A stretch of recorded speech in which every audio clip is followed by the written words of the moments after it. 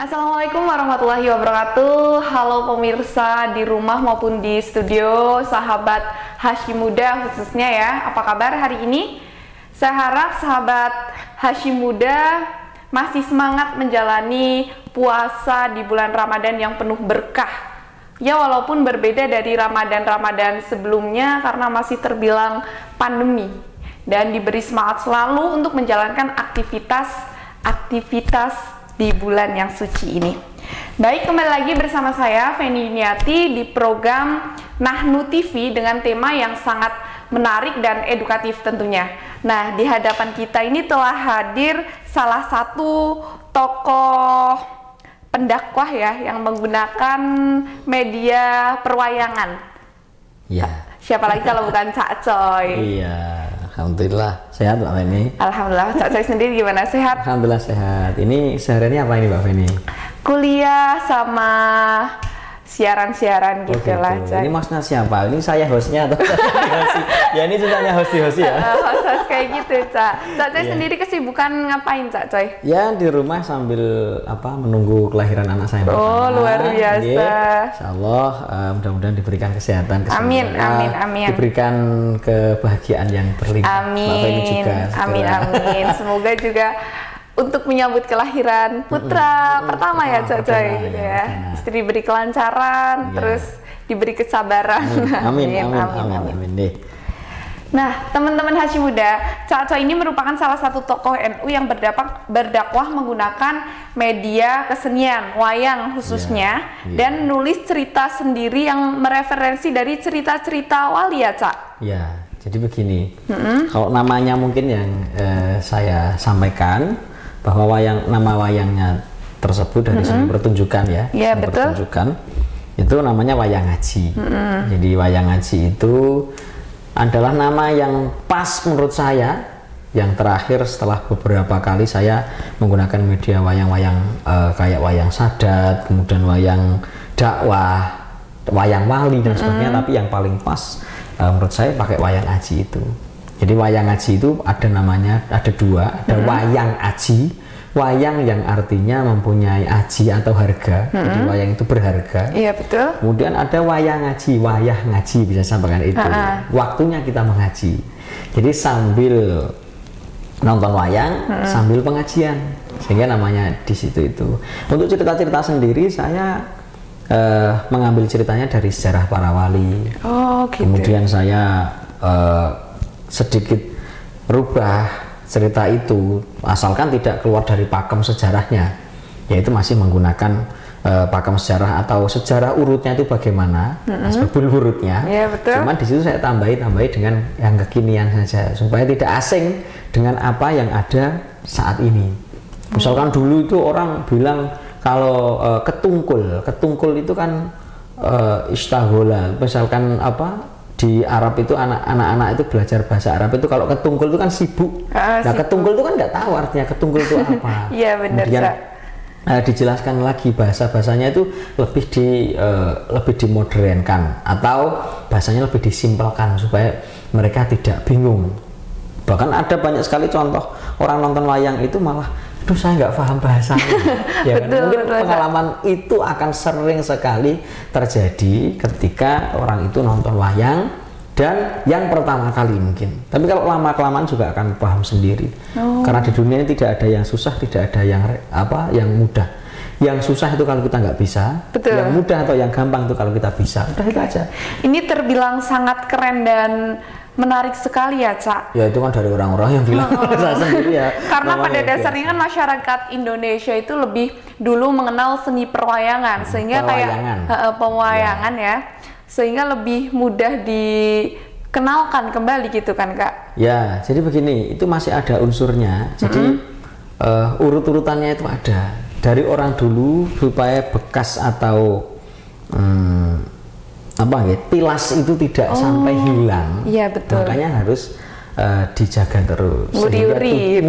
Sehingga tujuan saya untuk menggunakan media dakwah dengan wayang itu supaya kita tidak kehilangan jati diri sebagai bangsa Indonesia, sebagai orang Nusantara yang sudah mengenal dunia wayang saat itu.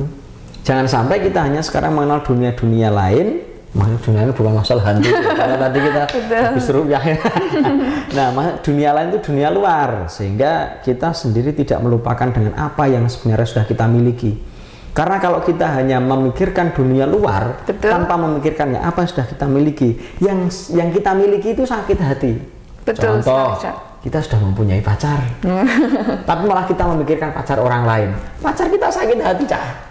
Iya, kita sudah punya istri, tapi kalau memikirkan istri orang lain, istri kita sakit hati. Iya, sehingga apa yang sudah ada itu kita kembangkan dan kita lestarikan. Jangan memikirkan yang lain. Ya bolehlah sebagai referensi saja. Tuh. Oh iya. Tapi kan kalau berbicara pewayangan gitu kan, itu kesenian yang sangat tua, udah sangat dulu, dan otomatis itu kan yang menikmati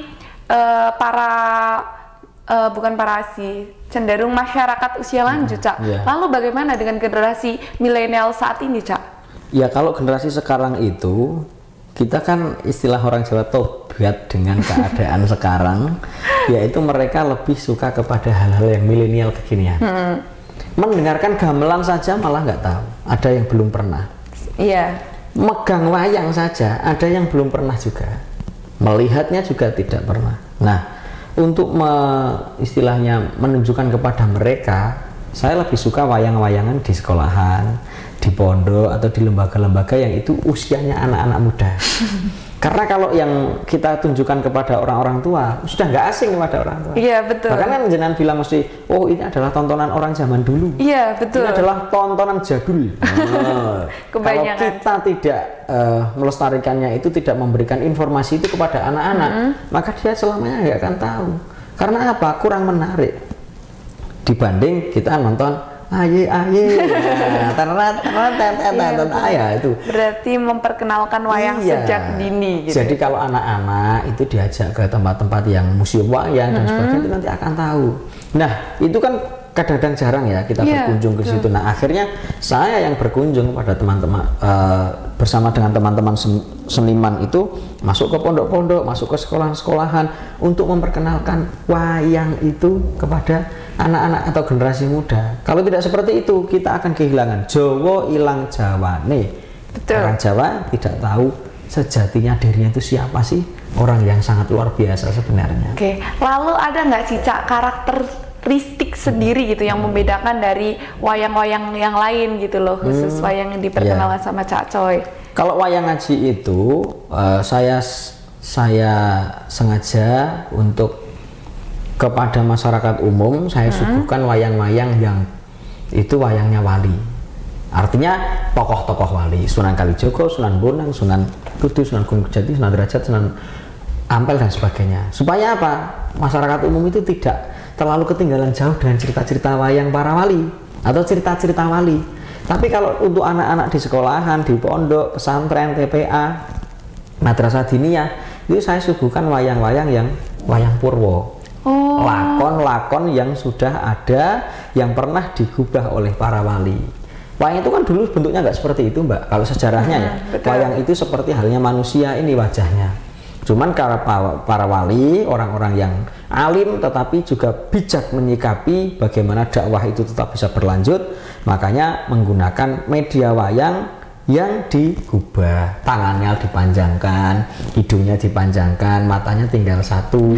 Makanya orang itu kalau punya anak satu-satunya disebut dengan anak semata wayang. Karena wayang itu matanya itu satu. Nah, hidungnya diperpanjang, kemudian tangannya biar bisa buat perang. Betul. Iya, itu supaya bentuknya itu tidak seperti menyerupai manusia, kan dalam agama tidak diperbolehkan seperti itu. Nah, kebijakan itu digunakan oleh para wali, kemudian digunakan sebagai media dakwah. Nah, kalau dakwah dulu itu kan hiburannya belum banyak. Betul. Sekarang banyak sekali hiburan, sehingga orang dulu itu kalau nanggap wayang tidak perlu pakai sound system.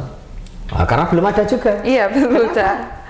Kenapa belum ada sound system dan orang-orang itu mendengarkan? Karena suasana dunia ini belum bising, belum berbek istilahnya, dunia ini itu belum seruwet ini. Sekarang orang kan nggak bisa mendengarkan orang ngomong secara pelan, ngomongnya harus seru atau harus keras. Karena apa?